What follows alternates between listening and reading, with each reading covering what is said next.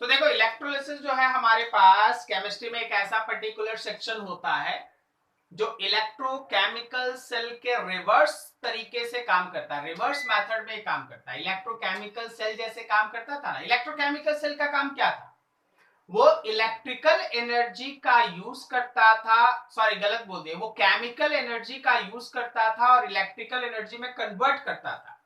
That is electrochemical cell. जो एकदम starting में आप इलेक्ट्रोकेमिस्ट्री में पढ़े ना, एकदम स्टार्टिंग में, वो उसमें क्या होता था कि आप है ना इलेक्ट्रिकल एनर्जी का फॉर्मेशन करते थे on consumption of chemical energy, मतलब केमिकल एनर्जी को आप इलेक्ट्रिकल एनर्जी में बदलते थे। अंदर में रेडॉक्स रिएक्शन होता था, एनोड पे ऑक्सीडेशन और कैथोड पे रिडक्शन, और उसी रिएक्शन से जो एनर्जी क्रिएट होता था उस एनर्जी को हम लोग है ना करंट इलेक्ट्रिसिटी में बदलते थे, बल्ब जलता था। लेकिन इलेक्ट्रोलिसिस उसका रिवर्स है। रिवर्स मेरे कहने का मतलब है कि यहां हम लोग इलेक्ट्रिकल एनर्जी से केमिकल एनर्जी या केमिकल रिएक्शन को कैरी करते हैं, इलेक्ट्रिकल एनर्जी को यूज करते हैं और केमिकल डिकम्पोजिशन या इलेक्ट्रोलाइट को आयंस में तोड़ने का काम करते हैं, इलेक्ट्रोलाइट्स को आयन में तोड़ने का काम करते हैं, या जो आयन होता है उसको क्रॉसपॉन्डिंग कैथोड और एनोड के ऊपर एक्युमुलेट करने का काम करते हैं, इकट्ठा करने का काम करते हैं। तो electrolysis is the process of conversion of electrical energy into chemical energy और केमिकल रिएक्शन। इलेक्ट्रिकल एनर्जी की मदद से आप केमिकल रिएक्शन कैरी करें, इलेक्ट्रोलिसिस, और केमिकल रिएक्शन की मदद से आप इलेक्ट्रिकल एनर्जी जनरेट करें, दैट इज इलेक्ट्रोकेमिकल सेल और इलेक्ट्रोकेमिकल रिएक्शन जो पहले आप पढ़े थे। क्या मेरी बात समझ में आई? आप क्या पढ़ने जा रहे हैं? yes, yes. तो electrolysis is redox decomposition of ionic compound by passing current electricity through molten compound or aqueous solution. Electricity is used to produce a chemical change. आप इलेक्ट्रिसिटी का यूज करेंगे और केमिकल चेंजेस को वहां पे produce करेंगे। अब इस केस में जो आपके पास सेल या एपरेटस बना के दिया जाता है उस सेल को आप कहते हैं इलेक्ट्रोलिटिक सेल। इलेक्ट्रोलिटिक सेल यहां पढ़ रहे हो, देख लो इस फिगर को अच्छे से, इलेक्ट्रोलिटिक सेल है ये। लेकिन आपको याद है आप इलेक्ट्रोकेमिकल सेल भी पढ़े थे पहले। इलेक्ट्रोकेमिकल सेल और इस सेल में क्या क्या डिफरेंस तुम इमेजिन कर पा रहा? चलो तुम बोलो, फिर हमको तो बताना ही है, मेरा काम है। आगे बोलो इसमें क्या डिफरेंस है। ये इलेक्ट्रोलिटिक सेल है और आप पहले पढ़ के रखे थे इलेक्ट्रोकेमिकल सेल, दोनों में तुम क्या डिफरेंस अज्यूम कर रहा है? बोलो, समझाने का कोशिश करो, समझने का कोशिश करो, बोलो क्या बताओ, है कुछ? इलेक्ट्रोकेमिकल सेल में एनोड नेगेटिव होता था और कैथोड पॉजिटिव होता था। बिल्कुल सही। और आगे बोलिए, और बताइए। तो दोनों एक ही कंटेनर में इसमें? ये दोनों एक ही कंटेनर में, वहां दोनों कंटेनर अलग अलग। सॉरी, हाँ बिल्कुल सही। और आगे बोलो। देखिए सबसे इम्पोर्टेंट, फ्लो भी तो चेंज हुआ। क्या फ्लो भी तो चेंज हुआ। क्या चेंज हुआ? नहीं समझे। फ्लो सर इलेक्ट्रॉन का, इलेक्ट्रॉन का फ्लो चेंज हुआ। अच्छा, इलेक्ट्रॉन का फ्लो यहाँ एनोड से कैथोड है और वहां पे कैथोड से एनोड नहीं सर, वहां भी एनोड से कैथोड ही था सर, एनोड से कैथोड ही होगा। तो इलेक्ट्रॉन का फ्लो चेंज नहीं हुआ। चलिए बहुत अच्छा, आप लोग जो जो पकड़े हैं बिल्कुल सही पकड़े हैं।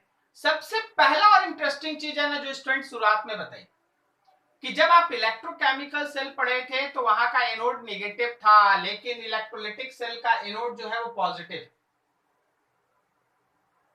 इलेक्ट्रोकेमिकल सेल का कैथोड पॉजिटिव होता है लेकिन यहाँ का कैथोड नेगेटिव। ठीक है, लेकिन आपको पता है चाहे वहां का एनोड हो या यहाँ का एनोड हो, एनोड पे ऑक्सीडेशन ही होगा, दोनों जगह सिमिलर चीज। Yes sir. ठीक है, और ये हमारा कैथोड रिडक्शन ही होगा, रिडक्शन ही होगा। एनोड पे हमेशा ऑक्सीडेशन होता है, चाहे वो एनोड इलेक्ट्रोलिटिक सेल का हो या इलेक्ट्रोकेमिकल सेल का हो, एनोड पे हमेशा ऑक्सीडेशन लॉस ऑफ इलेक्ट्रॉन, और वही जो इलेक्ट्रॉन यहाँ बनता है ना, वही इलेक्ट्रॉन इधर से इधर फ्लो करता है। यहाँ पे इलेक्ट्रॉन बना और वही इलेक्ट्रॉन इधर से इधर जाता है, इलेक्ट्रॉन का फ्लो। ठीक है, चाहे एनोड इलेक्ट्रोकेमिकल सेल का है या इलेक्ट्रोलिटिक सेल का, उस पर ऑक्सीडेशन होगा। लेकिन जब साइन का बात किया जाएगा तो इलेक्ट्रोकेमिकल सेल का एनोड नेगेटिव होता है और इलेक्ट्रोलिटिक सेल का एनोड पॉजिटिव होता है। चाहे कैथोड इलेक्ट्रोलिटिक सेल का हो या इलेक्ट्रोकेमिकल सेल का हो, दोनों पे रिडक्शन होता है। लेकिन साइन का बात किया जाए तो इलेक्ट्रोलिटिक सेल का जो कैथोड है वो नेगेटिव और इलेक्ट्रोकेमिकल सेल का जो कैथोड है दैट इज पॉजिटिव। क्या मेरी बात समझ में आई? ठीक, तो यहाँ पे बाहर इलेक्ट्रॉन ऐसे फ्लो करता है और अंदर में आयंस फ्लो करता है। बिकॉज एनोड इज पॉजिटिव तो एनायन जो होगा वो हमेशा एनोड की तरफ जाएगा, और corresponding cation, because cathode is negative, जो क्रॉसपॉन्डिंग केटायन होगा वो हमेशा कैथोड पे आएगा। Cation cathode, anion anode, simple ना? Anion anode, cation cathode, easy. Anion कहां जाएगा? एनायन किधर जाएगा? एनायन जाएगा एनोड पे नहीं यार, एनायन एनोड पे जाएगा और केटायन जाएगा कैथोड पे। क्लियर है? तो हमेशा ध्यान रखना कि इलेक्ट्रोलिसिस में हम लोग, इलेक्ट्रोलिसिस में होता क्या है, current electricity produce chemical changes. Current electricity जो है वो केमिकल चेंजेस प्रोड्यूस करता है, सेल को आप इलेक्ट्रोलिटिक सेल कहते हैं। चलिए बढ़िया है। अब जरा गौर कीजिए, जो मेरा केटायन है वो कैथोड पे आएगा तो वो इसके ऊपर डिपॉजिट होगा, बबल्स बना, अगर गैस रहेगा तो बबल बन जाएगा। अच्छा, आप लोग देखे हैं गैस बबल बनता है? आप लोग पानी जब गर्म होगा ना तो उसमें एक स्पून डाल के देखिएगा थोड़ी देर के अंदर है उस पर चारों तरफ बबल बबल बबल बबल चिपक गया। बोलो है? वो बबल्स एक्चुअली है ना ऑक्सीजन का होता है और हाइड्रोजन का, ऑक्सीजन का होता है जो आप लगाते हैं।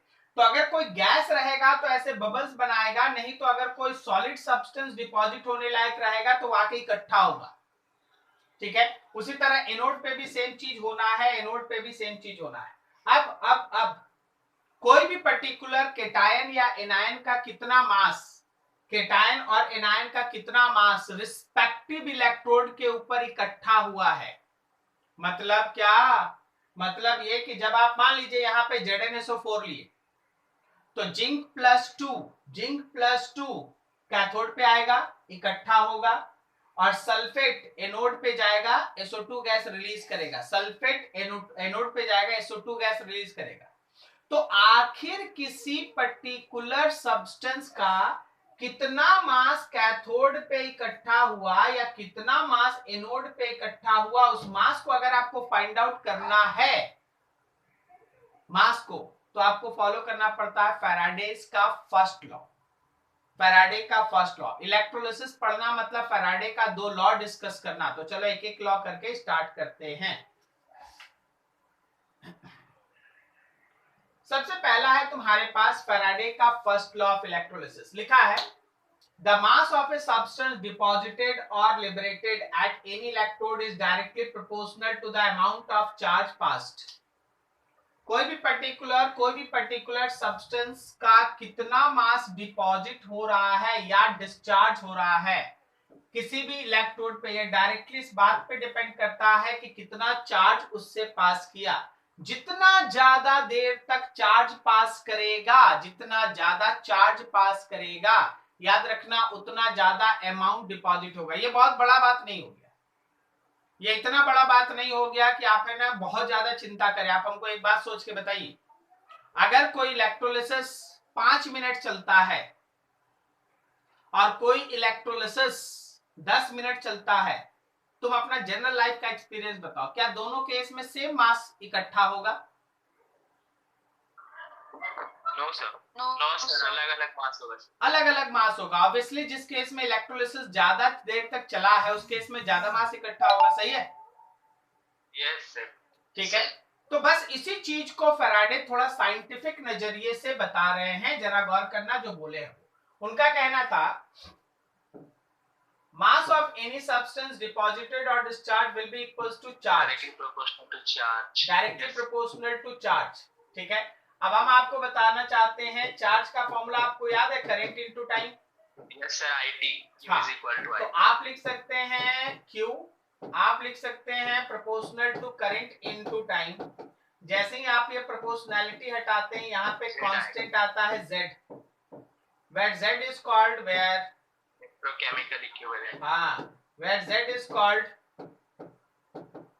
Electrochemical equivalent. ये इलेक्ट्रोकेमिकल इक्विवेलेंट के नाम से जाना जाता है। ठीक है, लेकिन सबसे इंटरेस्टिंग चीज भी सुनो, आप कोई भी क्वेश्चन बनाइएगा ना आपको Z नहीं देगा, तो सर Z नहीं देगा तो आखिर हम न्यूमेरिकल्स को सॉल्व कैसे करेंगे, ये Z तो जानना चाहिए। तो याद रखिएगा ये Z हमेशा होता है equivalent mass by Faraday's constant. Yes sir, equivalent mass by Faraday's constant. तो कुल मिला के अगर आप ये पूरा पैटर्न मिला देते हैं तो आपको मिलता है M इज इक्वल्स टू, देखो formula Z into Q, M is equals to E by F into Q, M is equals to E by F current into time. This is the important formula जो आपको दिमाग में रहना चाहिए। हाँ, इसमें हर term भी एकदम क्लियर रखो। E क्या है? Equivalent weight. इक्विवेलेंट वेट है। F क्या है? फैराडेज कांस्टेंट है। F क्या है? तो फैराडेज का कांस्टेंट है, और फैराडेज कांस्टेंट का वैल्यू कितना? Equivalent weight sir 96,500। 96,500 कूलम। और पता है ये 96,500 कूलम है क्या? क्या आपको मालूम है 96,500 coulomb? Charge on 1 mole of electron. This is nothing else but simply charge of 1 mole of electron. Charge of 1 mole of electron. Charge of 1 mole of electron. अब हम आपके सामने छोटा सा डाटा रखना चाहते हैं ताकि आप बहुत सारे ऑब्जेक्टिव का सीधा सॉल्यूशन निकाल लें। ये भी तो चार्ज है, ठीक है। अब देखो, अगर मेरा Q है 1 फराड, कहने का मतलब 1 मोल ऑफ इलेक्ट्रॉन चार्ज, यही है ना 1 फराड का मतलब। तो आप जरा गौर कीजिए, यहां का F और यहां का F कट जाएगा, क्या M इक्वल्स टू E आएगा? Yes sir. चलो थोड़ा सोच के सबको बताओ what is the logic behind this, इसके पीछे का लॉजिक क्या है? तुमको M इक्वल्स टू E जो आया है वो तुमको ये शो करके दिखाता है, M इक्वल्स टू E जो आया है वो तुमको ये शो करके दिखाता है कि कभी भी अगर आप 1 मोल इलेक्ट्रॉन का चार्ज अगर आप इलेक्ट्रोलिसिस में फ्लो करा दिए तो जो किसी सब्सटेंस का मास डिपॉजिट, किसी भी सब्सटेंस का मास डिपॉजिट या डिस्चार्ज होगा वो उसके इक्विवेलेंट वेट के बराबर होगा, वो उसके इक्विवेलेंट वेट के बराबर होगा। हम आपको एक दो डाटा लिखना चाहते हैं जो आपको ऑब्जेक्टिव बनाने में मदद करेगा, नहीं तो इस इक्वेशन को याद रखिए, इससे सब बन जाता है। लेकिन डाटा पे जितना ज्यादा कमांड होता है न्यूमेरिकल थोड़ा फास्ट बनता है। मतलब क्या बोल रहे हैं, 1 farad of charge gives 1 equivalent of mass of substance। 1 farad charge अगर तुम यूज किया, 1 फराड का मतलब 1 फराड चार्ज का मतलब 1 mole of electron charge. 1 mole electron का चार्ज यूज करो, 1 फराड चार्ज यूज करो, तो हमेशा ध्यान रखना कि 1 gram equivalent of substance deposit या डिस्चार्ज होगा, 1 gram equivalent of substance deposit या डिस्चार्ज होगा। जैसे हम तुमको कुछ एग्जांपल देखते हैं, जरा देखो। मान लो जैसे हम तुमसे बोल दिए कि भाई देखो कॉपर +2 को डिपॉजिट करना है तो इसका 2 इलेक्ट्रॉन गेन करोगे, कॉपर में बदलेगा। Yes sir. बताओ ये कॉपर तुमको एनोड पे मिलेगा, कॉपर एनोड पे इकट्ठा मिलेगा या कैथोड पे? सर कॉपर हाँ कैथोड कैथोड पे मिलेगा। कारण ये है कि ये हो रहा है रिडक्शन, बोलो सही है ना? रिडक्शन हो रहा। तो रिडक्शन हो रहा है तो ऑन कैथोड मिलेगा। अब तुम सोचो क्या तुम देख रहे हो उसका equivalent weight molar mass by 2 आएगा 63 तो 63.5 बाई 2 ये इसका इक्विवेलेंट वेट। अब अगर हम तुमसे बोल दें कि देखो भाई इक्विवेलेंट वेट आ गया, अब हम आपको एक दो क्वेश्चन में इसको कन्वर्ट कर देते हैं। If 0.6 ampere current is used for electrolysis for 1 hour, find mass of copper deposited, copper का कितना मास डिपॉजिट होगा ये मास बताओ। एकदम सिंपल, आप इक्विवेलेंट वेट निकाल लिए ना, बस आप उठा के इस फॉर्मूला पे रख दीजिए, आंसर आएगा। करेंगे हो जाएगा। बस केवल देखो E का वैल्यू F जानते हैं आप, करंट दे दिए, टाइम दे दिए। टाइम कितना दिए? 1 आवर से ना, गलत। 1 आवर को सेकंड में बदल लीजिए तो सेकंड 60 into 60 करें, ठीक है ना? 3600 सेकंड, सेकंड में बदल के पुट कीजिए, आपका आंसर आएगा। क्या मेरी बात समझ में आई? Yes sir. तो कभी भी अगर इलेक्ट्रोलिसिस में तुमसे कोई बता दे कि कितना मास किसी सब्सटेंस का डिपॉजिट या डिस्चार्ज हो रहा है ये बताओ, तो आपको इस फॉर्मूला को यूज करना है। आप में जो डाटा रहेगा उसको यूज करना है। बेसिकली तुम्हारे सामने ये डाटा का सबसे ज्यादा यूज होने वाला होता है। आप कोई भी क्वेश्चन बनाइएगा इलेक्ट्रोलिसिस में, मास निकालना है, you have to go through this way. कभी कभी क्या होता है तुमसे ये पूछा जाता है कि बताओ भाई कि कितना, जैसे चलो ना एक क्वेश्चन ही कर लेते हैं।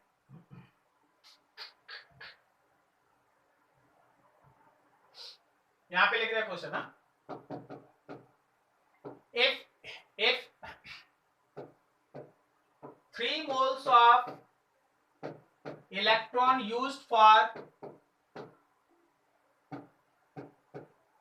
electrolysis of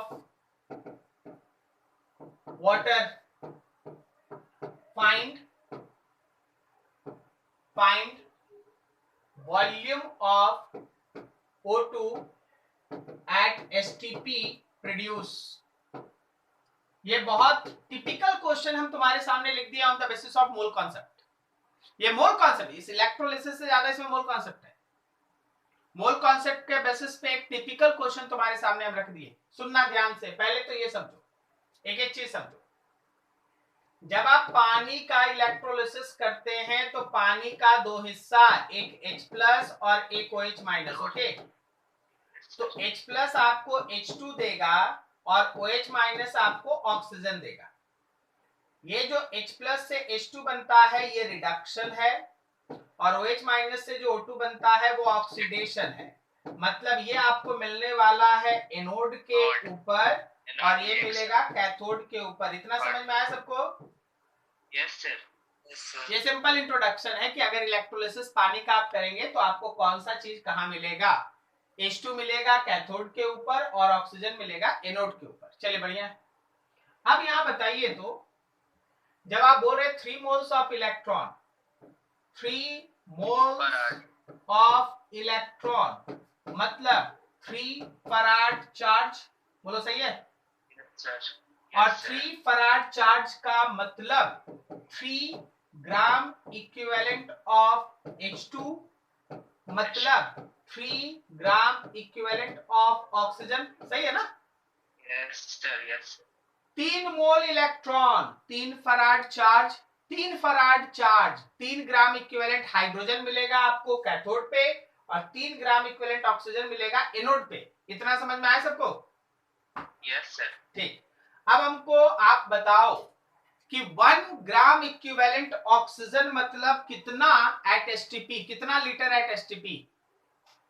22.4 लीटर ना, हम बोले ना ये मोल कॉन्सेप्ट पे बेस्ट क्वेश्चन। ऑक्सीजन का 1 ग्राम इक्विवेलेंट लोगे तो उसका कितना वॉल्यूम आता है एसटीपी पे? कोई भी आंसर दीजिए प्लीज।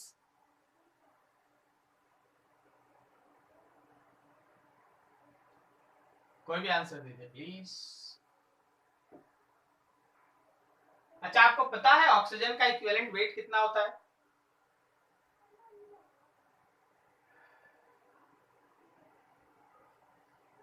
ऑक्सीजन का इक्विवेलेंट वेट कोई बताओ?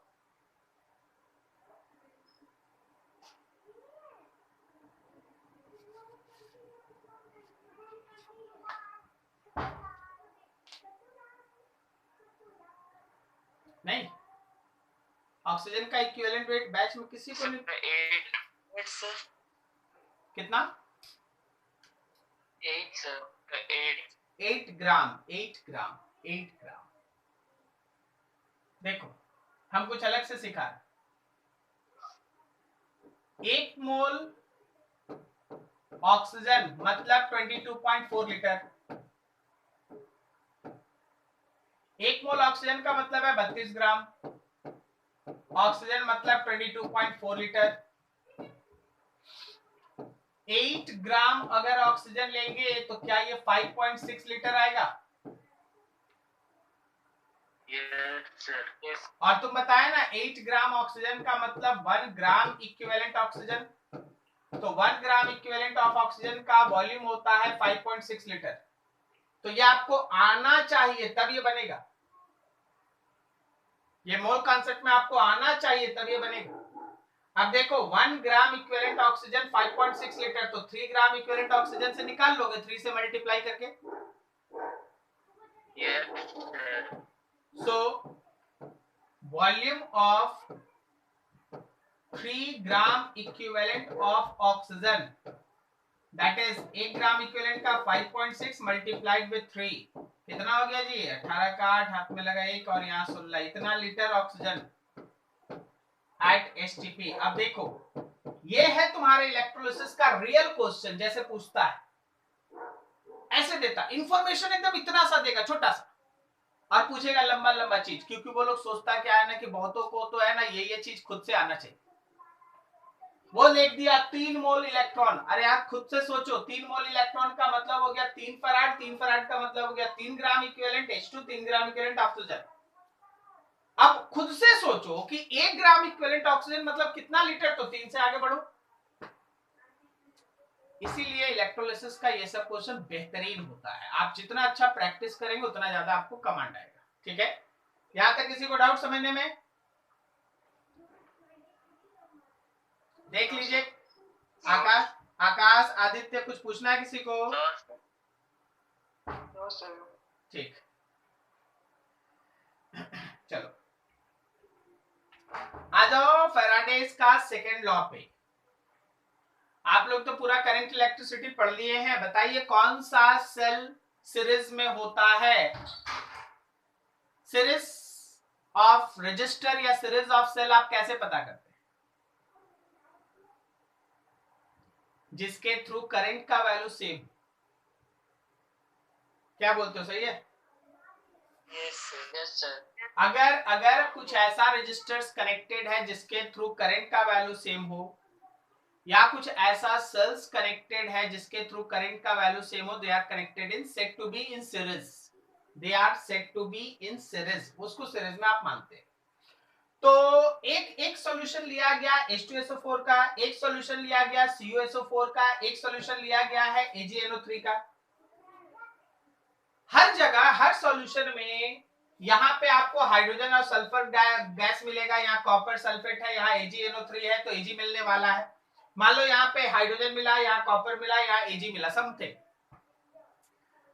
तो सेकेंड लॉ का कहना यह था कि अगर सेल्स मेरा सीरीज में कनेक्टेड हो, सीरीज कहने का मतलब देखो, इससे जितना करंट निकलेगा वही करंट इससे पास करेगा, और फिर वही करंट इससे भी पास करेगा, और फिर वही करंट इससे भी पास करेगा, और फिर यहां जाके इंटर कर जाएगा। बोलो सही यार है? यस। मतलब ये मान के चलिएगा कि अगर हमारा same amount of current electricity, अगर same amount of current electricity number of cells के थ्रू पास करता है, तो किसी भी रिस्पेक्टिव सेल के इलेक्ट्रोड के ऊपर जो मास डिपॉजिट या डिस्चार्ज होता है वो उसके इक्विवेलेंट वेट के साथ डायरेक्टली प्रोपोर्शनल होता है। मतलब यहां पे हाइड्रोजन अगर डिपॉजिट या डिस्चार्ज हो रहा है तो वो हाइड्रोजन के इक्विवेलेंट वेट के साथ प्रोपोर्शनल है। यहां पे कॉपर अगर डिपॉजिट या डिस्चार्ज हो रहा है तो वो कॉपर के इक्विवेलेंट वेट के साथ प्रोपोर्शनल है। यहां अगर सिल्वर डिपॉजिट या डिस्चार्ज हो रहा है तो वो सिल्वर के इक्विवेलेंट वेट के साथ प्रोपोर्शनल है। बट कंडीशन इज दैट कि सबसे सेम अमाउंट ऑफ करंट, सबसे same amount of current electricity pass करना चाहिए, मतलब they should be connected in series. Law पढ़ते हैं। The mass of a substance deposited or liberated at any electrode on passing a certain amount of charge is directly proportional to chemical equivalent बोलो या E बोलो, Z बोलो या E बोलो। अगर same amount of current electricity आप respective, इससे जितना पास किया उतना इससे पास किया, उतना इससे पास किया, तो कोई भी इलेक्ट्रोड पे जो सब्सटेंस डिपॉजिट या डिस्चार्ज हो रहा है वो से डायरेक्टली इक्विवेलेंट वेट के साथ या इलेक्ट्रोकेमिकल इक्विवेलेंट के साथ प्रोपोर्शनल होता है। कहने का मतलब बताइए सर, मास प्रोपोर्शनल जेड था, या हम बोल सकते हैं एम प्रोपोर्शनल ई। तो आप कह सकते हैं mass of first substance deposited by mass of second substance deposited is equivalent weight of first by equivalent weight of second. इसी तरह mass of 1 is 2, mass of 2 is 2, mass of 3 deposited will be equals to equivalent weight of first, equivalent weight of second and equivalent weight of third। आप इसको use करेंगे। कोई भी particular respective electrode पे किसी भी सब्सटेंस का जो मास डिपॉजिट होगा वो उसके इक्विवेलेंट वेट के साथ डायरेक्टली प्रोपोर्शनल होगा, वो उसके इक्विवेलेंट वेट के साथ डायरेक्टली प्रोपोर्शनल होगा। क्या मेरी बात समझ में आई? क्वेश्चन देखो एक, मान लो हम लोगों के पास ऐसे दो इलेक्ट्रोड बना हुआ है, ये दो सेल,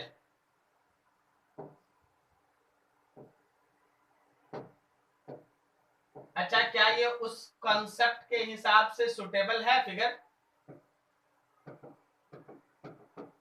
देख के बताओ क्या ये उस कॉन्सेप्ट के हिसाब से सुटेबल फिगर है?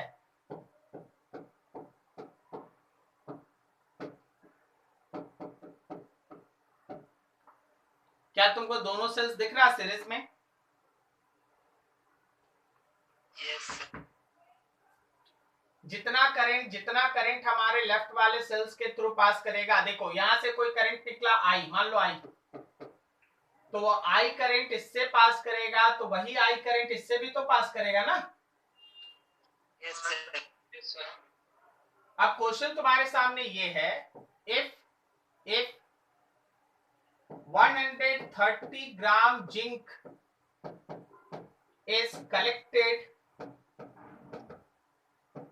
on its electrode, sorry zinc नहीं कॉपर है ना, यहाँ कॉपर लिखना था, सॉरी थोड़ा सा।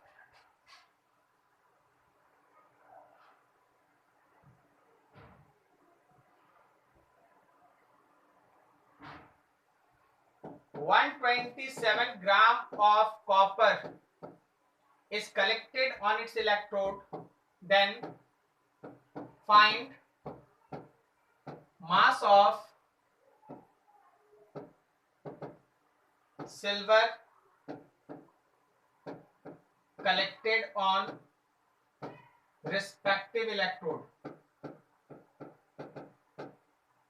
उसके इलेक्ट्रोड पे जो हमारा सिल्वर का मास इकट्ठा होगा वो आपको बताना है। सबसे पहले तो क्वेश्चन देखते हैं, आपके दिमाग में काम आना चाहिए कि वो यहाँ पे है ना हमारा फैराडे का सेकंड लॉ लगेगा, फैराडे का सेकंड लॉ हम लोग यूज करना है। सबसे पहले आपको इसको समझना है। अब यहाँ पे गौर कीजिए, कॉपर का मास दे दिया है और आपसे सिल्वर का मास पूछा है, तो क्या हम यहाँ पे लिख सकते हैं mass of copper deposited by mass of silver deposited will be equals to equivalent weight of copper by equivalent weight of silver. बोलो सही है? ठीक। अब हम आपको थोड़ा सा और हेल्प करना चाहेंगे। CuSO4 में कॉपर +2 है, 2 इलेक्ट्रॉन गेन करके अपने आप को कॉपर में बदला, तो इसका जब आप इक्विवेलेंट वेट लिखेंगे तो मोलर मास बाय 2 लिखिएगा, मतलब 63.5 बाय 2 कीजिए। ओके। और जो सिल्वर डिपॉजिट होगा वो Ag+ होगा, वो 1 इलेक्ट्रॉन गेन करके अपने आप को Ag में बदलेगा। तो जब आप इसका इक्विवेलेंट वेट लिखिए तो मोलर मास बाय 1 लिखिए, कहने का मतलब 108 बाय 1। क्या ये समझ में आया कि कैसे ये इक्वेशंस लिखें?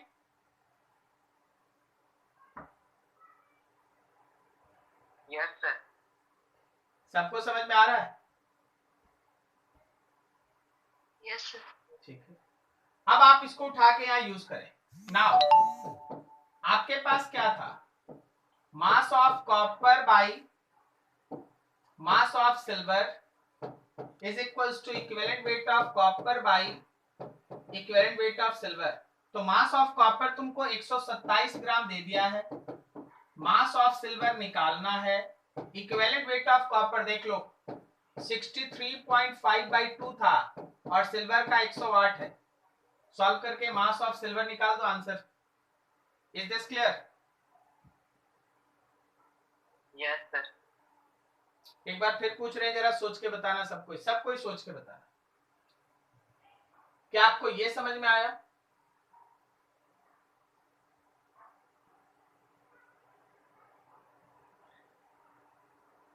ये समझ में आया सबको? Yes sir. Yes sir. ठीक ठीक। अच्छा, पीछे एक लॉ है, उस लॉ में कहीं कोई इशू?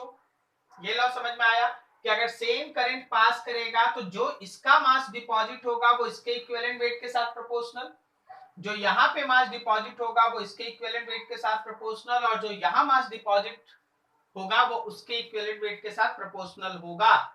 वही लिखे हैं, उसी हिसाब से उठा के क्वेश्चन पे यूज किए। जब आप कोई भी क्वेश्चन देखें ना, जब आप कोई भी क्वेश्चन देखें तो आपका दिमाग काम करना चाहिए कि आखिर वो फर्स्ट लॉ से बनने वाला क्वेश्चन है या सेकंड।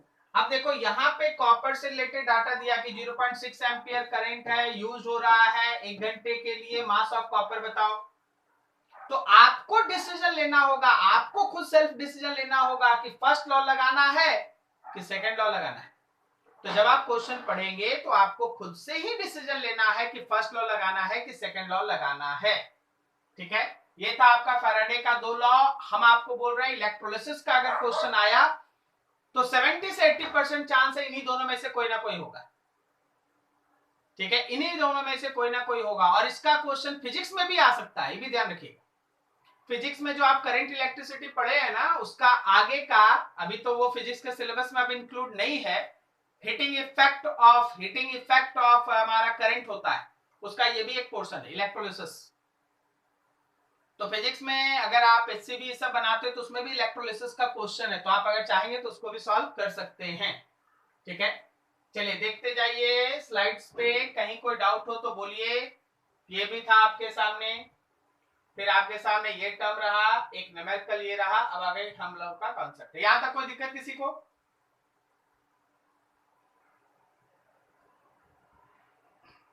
नहीं। ये क्या? ये वो चीज है जिससे पूरी दुनिया परेशान है और इसका समाधान हो ही नहीं सकता।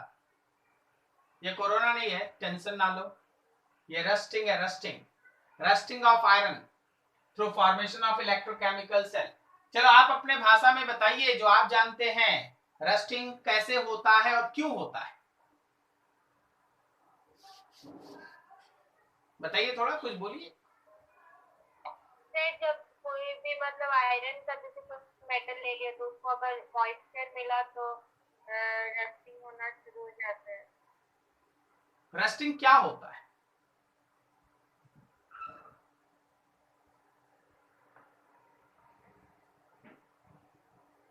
रस्टिंग क्या होता है? सर डिकम्पोजिशन रिएक्शन होता है। होता होगा? होता है। अच्छा होता है। डिकम्पोजिशन मतलब क्या हुआ, नहीं समझे थोड़ा। ऑक्सीडेशन प्रोसेस है। ये एक ऑक्सीडेशन प्रोसेस है। और बताओ।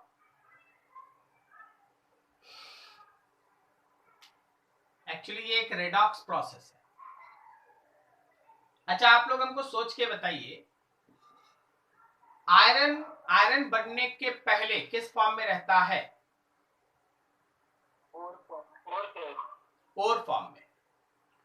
फिर ओर पे बहुत सारा केमिकल रिएक्शन और बहुत सारा केमिकल प्रोसेस करके, हर बार गर्म करके, ये डाल के वो डाल के, जितना बार आप प्रोसेस अडॉप्ट करते हैं ना, उसका एनर्जी लेवल बढ़ते जाता है।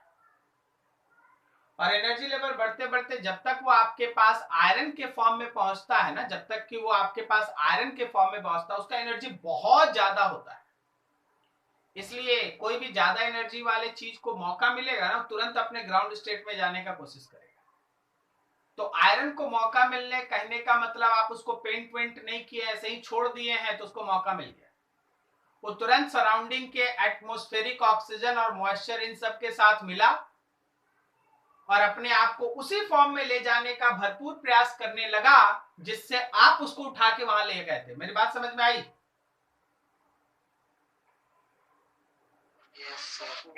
आप उसको ओर से उठा के ये प्रोसेस वो प्रोसेस, ब्लास्ट फर्नेस ये फर्नेस वो फर्नेस करते करते करते करते यहां पहुंचा दी। अब उसको आप मौका दीजिएगा, वो यहीं पहुंचने की कोशिश करेगा। इसलिए देखना, रस्ट का लगभग कलर वही होता है जो हमारे ओर का होता है। पता चला? समझ में आ रहा? किसी भी पर्टिकुलर मेटल को, किसी भी मेटल का हम बात कर रहे हैं, हम किसी भी मेटल का बात कर रहे हैं, हम केवल आयरन का बात नहीं कर रहे।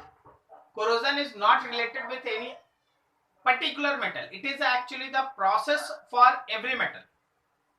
कोई भी मेटल को अगर आप मौका दे दीजिएगा तो वो जिस स्टेट से धीरे धीरे उठा के आप उसको है ना हायर स्टेट में लाए, वो वहीं जाने का कोशिश करेगा। तो through unwanted chemical reaction by using moisture and oxygen of the atmosphere, and that particular process is called corrosion. Corrosion is a chemical process in which metal can use atmospheric moisture and oxygen. Through unwanted chemical reaction it is converted into unwanted product. हम लोग नहीं चाहते, हम लोग इतना मेहनत करके यहाँ पहुंचाए हैं, इसलिए बोलता है unwanted product, and that phenomenon is called corrosion. इसका मतलब सब मेटल का corrosion होता है, गोल्ड हो, सिल्वर हो, प्लैटिनम हो, आयरन हो, सबका corrosion होता है। लेकिन कोरोजन होने का रेट, कोरोजन होने का रेट ये सबका अलग अलग है। जो मेटल जितना ज्यादा इनएक्टिव है, इनर्ट है, जैसे प्लैटिनम इनर्ट है, तो उसका कोरोजन आपको पता ही नहीं चलेगा। गोल्ड लगभग इनर्ट है तो उसका कोरोजन आपको पता ही नहीं चलेगा। 100 साल तक आप रखिएगा तो भी है ना, शायद कोरोजन का है ना ऊपर में वो लेयर हल्का जैसा बैठ जाए, बस इससे ज्यादा कुछ नहीं होगा, उसको हाथ से ऐसे साफ। लेकिन आयरन के कोरोजन का रेट बहुत ज्यादा है, रिएक्शन का रेट बहुत ज्यादा है, तो आपको है ना 5-7 दिन के अंदर कोरोजन उसके ऊपर है ना दिखने लगता है, आपको पता चलने लगता है, वो ब्राउन कलर का लेयर है ना चढ़ना स्टार्ट हो जाता है। ठीक है, तो corrosion is a chemical process, it is actually a redox process. Corrosion is a redox process in which metal react with atmospheric moisture and oxygen through unwanted chemical reaction to give unwanted product, to give unwanted product। हम लोग नहीं चाहते यार, हम लोग इतना महंगा महंगा सिप बनाते हैं, हम लोग इतना महंगा महंगा घर में ना ग्रिल व्रिल लगाते हैं, हम लोग थोड़ी ना चाहेंगे वो कोरोड हो, बिल्कुल नहीं। इसलिए वर्ड यूज किया जाता अनवांटेड। क्या मेरी बात समझ में आई सबको? Yes sir. ठीक, तो ये सब बहुत बेसिक बेसिक चीज है, बहुत बेसिक बेसिक चीज है। तो क्या इसका डिफिनेशन लिखना है तुमको कि हम चले केमिकल रिएक्शन के थ्रू? आज डिफिनेशन लिख लो, इसका आता है इसलिए लिखा रहे हैं, लिख लो तो थोड़ा। कोरोजन, कोरोजन आवाज आ रही है? Yes sir. Yes sir. लिखो। Yes sir. Corrosion, corrosion is a chemical process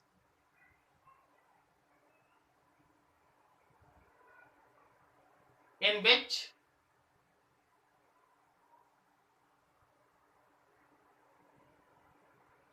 which metal react with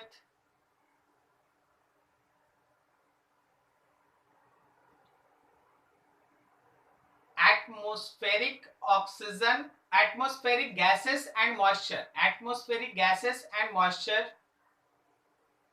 Metal react with atmospheric gases and moisture through unwanted chemical reaction. Through unwanted chemical reaction. क्या बोले sir? React with atmospheric gases and moisture through unwanted chemical reaction. Unwanted chemical reaction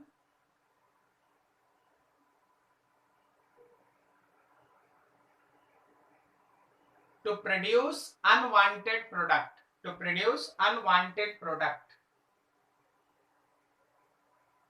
Sir, unwanted chemical reaction के बाद Reaction to produce unwanted product. To produce unwanted product. चलो, यहां पे हम लोग है ना रस्टिंग का फॉर्मेशन देख रहे हैं through formation of electrochemical cell. हम लोग है ना इलेक्ट्रोकेमिकल सेल के मदद से हम लोग रस्टिंग का फॉर्मेशन यहाँ पे डिस्कस कर रहे हैं.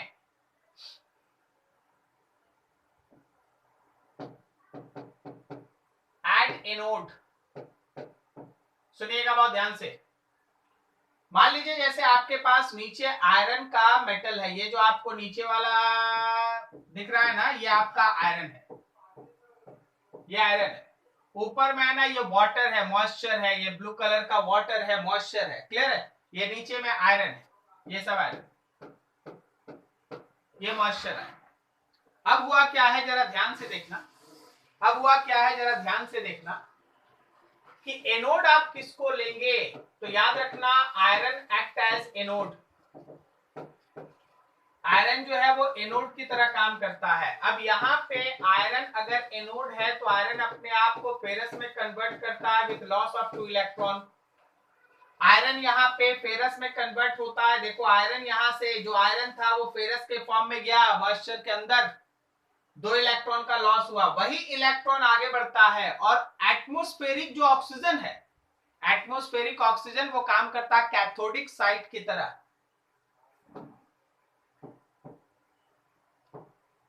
कैथोडिक साइट कौन है? वो है मॉइस्चर एंड ऑक्सीजन. मॉइस्चर और ऑक्सीजन जो है वो कैथोडिक साइट है. तो वहां क्या होता है, ऑक्सीजन अपने आप को रिड्यूस करता है वाटर में. हम बोले ऑक्सीजन अपने आप को रिड्यूस करता है वाटर में. क्या आपको मेरी बात समझ में आई? नहीं समझ में आया? सुनो सुनो, आवाज आ रही है ना? बस हाँ सर. जब हम बोलेंगे कि ऑक्सीजन को पानी में कन्वर्ट करो तो ऑक्सीजन का ऑक्सीडेशन नंबर है 0 और पानी में ऑक्सीजन का ऑक्सीडेशन नंबर है -2. तो बोलो रिडक्शन हुआ?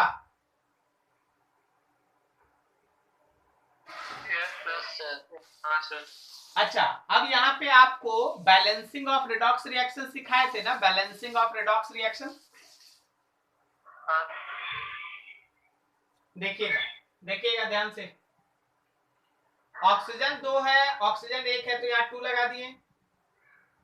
हाइड्रोजन 4 है, हाइड्रोजन 4 है तो बैलेंस करने के लिए 4H+ लगा दिए. और फिर लेफ्ट हैंड साइड में टोटल 4+ आ गया. देखो चार्ज देखो, नेट चार्ज देखो 4+ है. और राइट हैंड साइड का चार्ज 0 है. तो 4+ को 0 में कन्वर्ट करने के लिए 4 इलेक्ट्रॉन जोड़ दिए. मतलब आपके पास प्रोसेस हो गया O2 + 4H+ plus 4 electron RO2H2O. ये आपका हो गया कैथोड का रिएक्शन. ये है एनोड का रिएक्शन, ये है कैथोड का रिएक्शन. हमको लग रहा है ऐसा कि आपको शायद कैथोड वाला रिएक्शन समझ में नहीं आया. क्या आप लोग को आया?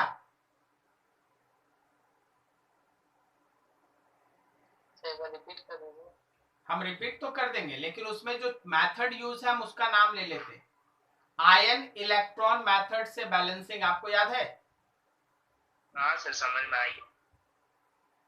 अब सुनो, जिनको रिपीट करना था, शुरुआत में हम क्या लिखे थे, हम फिर से इसको एक बार रफ करके लिख देते हैं, फिर से हम इसको एक बार रफ करके लिखते हैं। शुरुआत में क्या लिखा हुआ था? शुरुआत में लिखा हुआ था कि ऑक्सीजन अपने आप को रिड्यूस करेगा पानी में, यही लिखे थे ना हम लोग? Yes sir. यही लिखे थे हम लोग, ठीक है।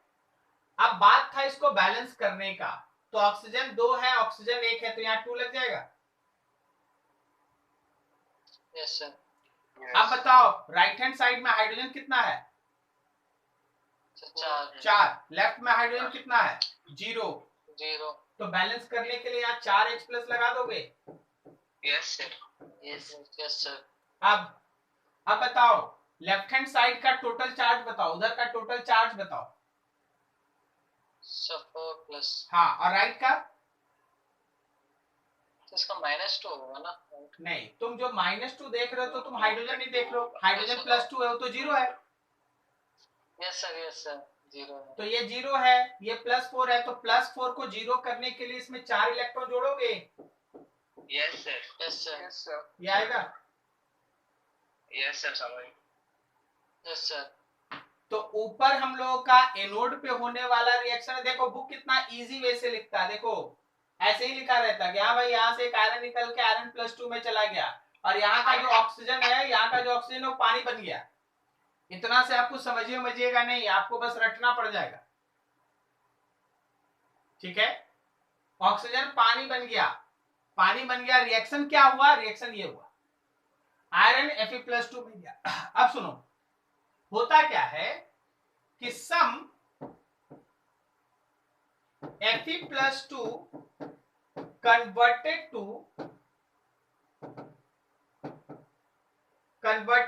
Fe+3, कुछ Fe+2 अपने आप को फर्दर ऑक्सीडाइज करके Fe+3 में कन्वर्ट कर लेता है, Fe+3 में कन्वर्ट होता है एक और इलेक्ट्रॉन लॉस करके। अब जो हम लोगों का Fe+3 बना, वो ऑक्सीजन और पानी के साथ मिलके बनाता है Fe2O3.XH2O, जिसको आप कहते हैं रस्ट। Is this clear? ये है रस्ट, Fe2O3.XH2O। पूरा कहानी सुनो। आयरन अपने आप को ऑक्सीडाइज करता है फेरस में, सो आयरन वाला जो जगह है वो एनोड की तरह काम करता है। जो एटमॉस्फेरिक ऑक्सीजन है वो और मॉइस्चर, ये दोनों मिलके कैथोडिक साइड काम करता है, वहां ऑक्सीजन पानी में कन्वर्ट होता है, तो रिडक्शन होता है। कुछ आयरन +2 अपने आप को Fe+3 में कन्वर्ट करता है, और जैसे ही Fe+3 कन्वर्ट होता है, ऑक्सीजन और पानी के साथ मिलके ये अपने आप को कन्वर्ट कर देता है Fe2O3.XH2O, जिसको आप कहते हैं रस्ट। Is this clear?